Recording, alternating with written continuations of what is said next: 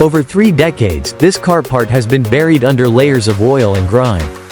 But today, we're going to strip it down to its original glory.